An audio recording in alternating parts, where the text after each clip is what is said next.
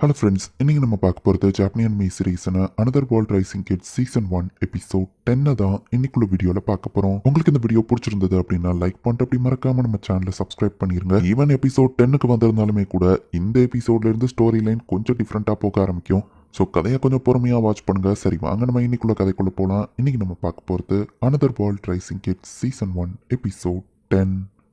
இப்போ செட்ரிக் நம்ம ஹீரோக்கு டீயை ஏற்பாடு பண்ண சொல்றான். அதுக்கு வெளியே ரெண்டு சின்ன பசங்க இருக்காங்க. என்ன ஃபேரிஸை பாத்தீங்களான்னு செட்ரிக் கேட்கறான். நம்ம ஹீரோ கண்டுபிடிச்ச சாசனம் லாபிரிந்த பத்தி கில்டால எக்ஸ்பிளைன் பண்ணிட்டு இருக்காரு. நம்ம சிட்டில இதை கண்டுபிடிச்சிருக்கிறது உண்மையிலேயே கிரேட் தான் அப்படின்னு சொல்லவும், புது கில்டிங் இருக்கிறதுனால புது அட்வென்ச்சரஸ் இந்த ஊருக்கு வருவாங்க. ஹோட்டல் ரோமன் சேல்ஸ் இன்க்ரீஸ் ஆகும் அண்ட் லாபிரிந்த்ல இருந்து கிடைக்கிற பொருள்னால ஒரு புது எக்கனாமியே இங்க கிரியேட் ஆகும். எல்லாத்துக்கும் தாக்குமிக்கு தான் தேங்க்ஸ் சொல்லணும்னு செட்ரிக் சொல்றாரு. இப்போதைக்கு இந்த ஊர்ல இருக்கிற லாபிரிந்த் அப்படின்னு சொல்லி அவங்க மேப்பை காமிக்கிறாங்க. இங்க இருக்கிற இன்னும் நிறைய லாபிரிந்தை இவங்க கண்டுபிடிக்கலையா, நெக்ஸ்ட் புது லாபிரிந்தை நான் உங்களுக்கு ரிவீல் பண்ணும்போது ரொம்ப கேர்ஃபுல்லா பண்ணணும் அப்படின்னு சொல்லி நம்ம ஹீரோ யோசிக்கிறான். அப்ப நம்ம ஹீரோவோட மேப்பும் வந்து இவங்க கிட்ட இருக்கிற மேப்போட அப்டேட் ஆகுது. சில் உண்மையிலேயே ரொம்ப ஹார்ட் ஒர்க் பண்றானே, இல்ல நேரமா இதை வாட்ச் பண்ணிட்டு இருக்கானா நம்ம ஹீரோ யோசிக்கிறான். இப்போதைக்கு லாபிரிந்தோட ஃபர்ஸ்ட் ஃப்ளோரை மட்டும் தான் இன்வெஸ்டிகேட் பண்ணிருக்காங்க. தண்ணிக்கடியில போறது தான் ரொம்ப கஷ்டமா இருக்குன்னு சொல்லவும், யாருக்கும் எதுவும் ஆகல அந்த வரைக்கும் சந்தோஷம் நம்ம ஹீரோ சொல்றான். தண்ணிக்கடியில ஃபாஸ்டா போறதுக்கு ஒரு வின் மேஜிக்கல் டிவைஸை இவங்க யூஸ் பண்ணி தான் அந்த லாபிரிந்த்குள்ள போறாங்க. அப்ப நான் கவலைப்பட தேவையில்ல, நம்ம ஹீரோ விட்டுருதான். இவ்வளவு பெரிய லாபிரிந்தை கண்டுபிடிச்சிருக்கீங்க, கண்டிப்பா உங்களுக்கு ரிவார்ட் கிடைக்கும் அப்படின்னு சொல்லவும், நான் தான் இதை பண்ணேன்னு பப்ளிக்கு தெரியுமா நம்ம ஹீரோ கேட்கவும், இப்போ வரைக்கும் அந்த டீடைல்ஸ் தெரியாது, அது கிங்கோட டெசிஷன் தான், உங்க பேர் வெளியே தெரியாமையோ பாத்துக்கிடலாம், எல்லாரும் பேர் புகழுக்கு தானே ஆசைப்படுவாங்கன்னு கேட்கவும், பட் எனக்கு எந்த அட்டென்ஷனும் தேவையில்ல நம்ம ஹீரோ சொல்றான். கண்டிப்பா ரிவார்டை நீங்க வாங்கிக்கிடணும்னு சொல்லவும், சரி நம்ம ஹீரோ சொன்னா. இப்போ அந்த கில்டு ஆளு கிளம்பும் போது, இது உங்க கில்டு டாக்குமிக்கு பிரச்சனை கொடுத்ததா கேள்விப்பட்டேன்னு கேட்கவும், பர்சனல் இன்ஃபர்மேஷன் அந்த எம்ப்ளாயி அப்படி கத்திருக்க கூடாது, சாரி அப்படின்னு நம்ம சொல்லவும், கில் மாஸ்டரும் அந்த பொண்ணு இது சாரி கேட்டாங்க, பரவாயில்ல நம்ம ஹீரோ சொல்றான். சரி டாக்குமியே சொன்னதுனால விடுறேன், பட் நெக்ஸ்ட் டைம் இப்படி நடக்காம பாத்துக்கோங்க அப்படின்னு செட்ரிக் சொல்றான். நீங்க டவுனுக்கு வரதா ஐசக் சொன்னதுனால உங்க மேல ஒரு கண்ணு வைக்க சொல்லியிருந்தேன், பட் என்ன பார்க்க வர ரொம்ப நாள் ஆக்கிட்டீங்களேன்னு கேட்கவும், அது வந்து அப்படின்னு சொல்லி நம்ம ஹீரோ சொல்றான். சரி சிட்டியை சுத்தி பாத்தீங்களான்னு கேட்கவும், இல்ல நம்ம ஹீரோ சொல்றான். ஓஷன் ஃபன்னா இருந்ததுன்னு பசங்க சொல்றாங்க. லார்ட் செட்ரிக் லஞ்ச் ரெடி ஆயிட்டு அப்படின்னு சொல்லவும், நம்ம ஹீரோ சரி கிளம்புறேன் அப்படின்னு போனா, நீங்களே எங்க கூட வந்து சாப்பிடுங்க அப்படின்னு செட்ரிக் கூப்பிடுறான். இதுதான் என்னோட ஒய்ஃப் ஒலிவே அப்படின்னு சொல்லி செட்ரிக் இன்ட்ரடியூஸ் பண்றான். அண்ட் இது என்னோட பசங்க தியோடோர் லாட்டிஸ்னு அவங்க இன்ட்ரடியூஸ் ஆகவும், அவங்க தான் அந்த ஃபேரிஸ்னு ஆலன் எலனா பாக்குறாங்க.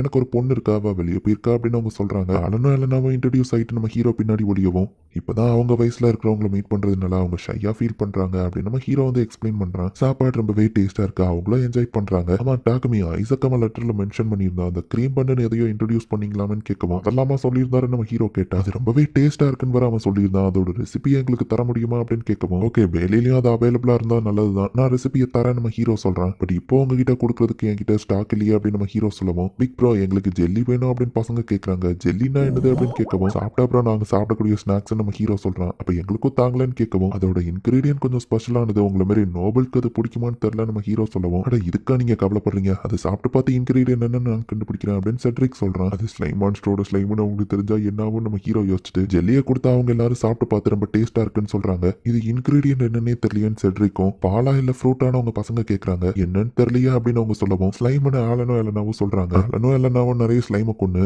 அதோட டிராப் ஐட்டமா வந்து இவங்களுக்கு நிறைய ஸ்லைம்ஸ் கிடைக்குது, அது ஹார்ம்ஃபுல் கிடையாதுன்னு அப்ரைசல் பண்ணி பார்த்துட்டு, பார்க்கறது ஜெல்லி மாதிரி இருக்கு அப்படின்னு சொல்லி ஃப்ரூட் ஜூஸை கொதிக்க வச்சு அதுல இந்த ஜெல்லியை போட்டு இன்ஸ்டன்டா நம்ம ஹீரோ ஐஸ் மேஜிக் யூஸ் பண்ணி அதை ஃப்ரீஸ் பண்றான். இப்படிதான் ஜெல்லியை கிரியேட் பண்ண அப்படின்னு சொல்லி நம்ம ஹீரோவா அந்த ரெசிபியை சொல்லவும், லைம் பாய்சனும் இல்ல பட் அதே நேரத்துல மெடிசனும் இல்ல, அது வேஸ்ட்ல நினைச்சோம். இப்போ நானும் ஐசக் கிட்ட பெருமையா இதை பத்தி பேசி அவனை கடுப்பேத்தலாம். டாக்குமி இதோட ரெசிபியை நான் உங்ககிட்ட இருந்து வாங்கிக்கிறேன், இதை வச்சு நான் எங்க பிசினஸ் ஸ்டார்ட் பண்ணலாம்னு இருக்கேன் அப்படின்னு சொல்லவும், பட் சார் நிறைய ஸ்லைமை கேதர் பண்றது கஷ்டம், ஏன்னா அட்வென்ச்சரருக்கு காசு நிறைய வராதுங்கிறதுனால அதை கலெக்ட் பண்றது கூட இல்லைன்னு சொல்லவும், பேசாம ஒரு ஸ்லைம் ஃபார்ம் ஆரம்பிக்கலாமா அப்படின்னு சொல்லி செட்ரிக் யோசிக்கிறான். சரி டாக்குமி நீங்க இங்கே தான் தங்கணும் அப்படின்னு சொல்லவும், நான் ஆல்ரெடி ஒரு ஹோட்டல்ல புக் பண்ணிருக்கேன்னு சொன்னா நானே பர்சனலா அதை ஹேண்டில் பண்றேன் அப்படின்னு அவன் சொல்றான். என் பசங்க கூட வேணா அவங்க விளையாடட்டும்னு செட்ரிக் வைஃப் சொல்லவும், அங்க விளையாடலாம் அப்படின்னு தியோடோர் கூப்பிடுறான். நம்ம ஹீரோவும் சரின்னு சொல்லவும், அவங்களும் சரின்னு போய் விளையாண்டுட்டு வராங்க. மேன்ஷனோட கெஸ்ட் ரூம் பெட்ல நல்லா ரெஸ்ட் எடுத்துட்டு அடுத்த நாள் காலையில வெளியே வராங்க. ஐசக் தான் நான் அனுப்பின லெட்டருக்கு ரிப்ளை பண்ணிருக்கான்னு சொல்லவும், இவ்வளவு குயிக்காவா நம்ம ஹீரோ கேட்கறான். லெட்டரை டிரான்ஸ்போர்ட் பண்ணக்கூடிய டிவைஸ் இருக்கு, அதை யூஸ் பண்ணி தான் குயிக்கா ரிப்ளை வந்துச்சு அப்படின்னு சொல்லவும், அப்ப எதுவும் ப்ராப்ளமா நம்ம ஹீரோ கேட்கறான். இல்ல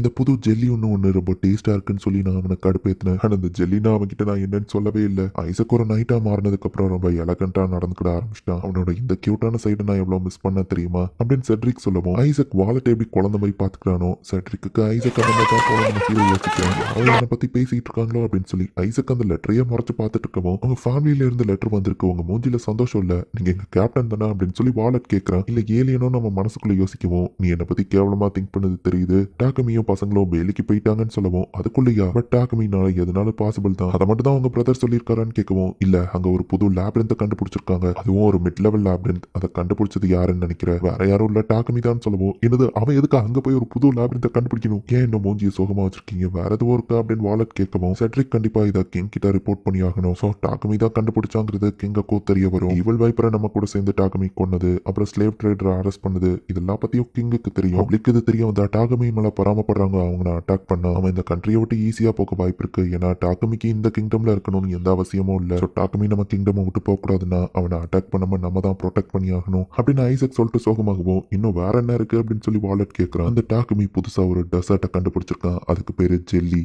அதை வச்சு ஒரு பிசினஸ் பண்றதுக்கு டாக்குமி கிட்ட என் அண்ணா பெர்மிஷனையும் வாங்கிட்டான் அப்படின்னு சொல்லவும் இந்த டாக்குமி பெய்லிக்கு இன்னும் எவ்வளவுதான் பண்ண போறான் அப்படின்னு சொல்லி வாலட் கத்துறான் பெய்லியோட லார்ட் அப்படிங்கிறதுனால செட்ரிக் மார்வேஷத்தை போட்டுட்டு மார்க்கெட்டுக்கு இவங்களை கூட்டிட்டு வரான் இந்த இடத்துல புதுசா டேஸ்டான ஒரு டிஷ் இருக்கான் அப்படின்னு சொல்லி இவங்க கூட்டிட்டு போய் காமிக்கிறாங்க வா அப்படின்னு சொல்லி தியேடோரும் லேட்டிஸும் அவன் கையை பிடிச்சிக்கிடுவோம் நம்ம ஹீரோவா புரிஞ்சுக்கிட்டு ஆலன் அண்ணாவோட கையை பிடிச்சி கூட்டிட்டு போறான் இப்போ ரொம்பவே பெருசா இருக்கு எல்லாரும் லைன்ல நிக்கிறாங்க அந்த டிஷ்ல ஏதோ சோயா சாஸ்னு ஒன்று ஊத்தி தராங்களான்னு சொல்லவும் புரிஞ்சு போச்சு நம்ம ஹீரோ புரிஞ்சுக்கிறான் ஏ நீங்க 3 பேருமா நீங்க லைன்ல நிக்க தேவையில்லை அவங்க கூட வந்திருக்கவங்களா வந்து உட்காந்து சாப்பிடுங்க அப்படின்னு சொல்லி அந்த கடைக்கார கூப்பிடுவோம் ஸோ அப்போ இந்த டிஷ்ஷையும் நீதா கண்டுபிடிச்சியா அப்படின்னு சொல்லி செட்ரிக் வந்து நம்ம ஹீரோவை பாராட்டுறான் இதையும் சாப்பிட்டு பார்த்துட்டு ரொம்பவே டேஸ்டா இருக்கு அப்படின்னு எல்லாரும் என்ஜாய் பண்ணி சாப்பிட்டுட்டு இருக்காங்க இந்த சோயா சாஸ் என்னதுன்னு கேட்கவும் அது குறிப்பிட்ட மரத்துல இருந்து எடுக்கக்கூடியது நம்ம ஹீரோ சொல்றான் இப்போ ட்ரேடிங் கம்பெனியை பார்த்து அந்த சோயா சாஸை தயாரிக்கிறதுக்காக செட்ரிக் பேசுறதுக்கு போயிருக்கான் அது போக புதுசான அந்த லேப்ரிந்த் அப்புறமா ஜெல்லி பிசினஸ் பத்தியும் தான் ரெட் பீன் பேஸ்டா அப்படின்னு சொல்லி அலனும் எலனாவை பார்க்கவும் இது பேஸ்ட் இல்ல ரெட் பீனா தான் இருக்கு இதை நம்ம கொதிக்க வச்சு ப்ராசஸ் பண்ணி தான் பேஸ்டா மாத்தணும் அப்படின்னு சொல்லவும் இது என்னன்னு தியேடோர் விசாரிக்கிறான் இதுதான் ரெட் பீன் பன்குள்ள இருக்கும் சாப்பிடவும் ரொம்ப டேஸ்டா இருக்கும் கண்டிப்பா உங்களுக்கு ஒரு நாள் பண்ணி தரேன் நம்ம ஹீரோ சொல்றான் செட்ரிக் அந்த மெர்ச்சன்ட் மீட் பண்ணிட்டு வருவோம் அட